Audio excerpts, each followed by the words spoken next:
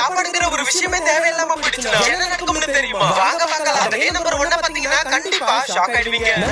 ஒருவேளை மனுஷங்களுக்கு சாப்பாடுங்கிற ஒரு விஷயமே தேவையில்லாம போயிடுச்சுன்னா இந்த உலகம் முழுக்க இருக்கிற ஃபுட் இண்டஸ்ட்ரி பயங்கரமா அடி வாங்கும். ஹோட்டல்ஸ்ல இருக்கிற உணவு எல்லாம் வேஸ்டா போக ஆரம்பிக்கும். நிறைய பேர் மிச்சம் இருக்கிற உணவுகளை மூட்டை மூட்டையா எடுத்துட்டு வந்து குப்பை மாதிரி கொட்ட ஆரம்பிப்பாங்க.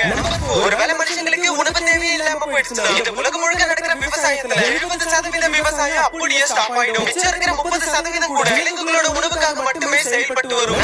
மனுஷங்களுக்கு சாப்பாடுங்கிற ஒரு விஷயமே தேவையில்லைன்னா நிறைய மனிதர்கள் வேலைக்கு போறதே விட்டுட்டு ஜாலியா வீட்டுல படுத்துக்கிட்டே தூங்க ஆரம்பிச்சிருவாங்க. இதனால வேர்ல்ட் எக்கானமி பயங்கரமா அடி வாங்கும். வாங்கின கடனை அடைக்கணும்னு நினைக்கிறவங்க மட்டும் தான் வேலைக்கே போவாங்க.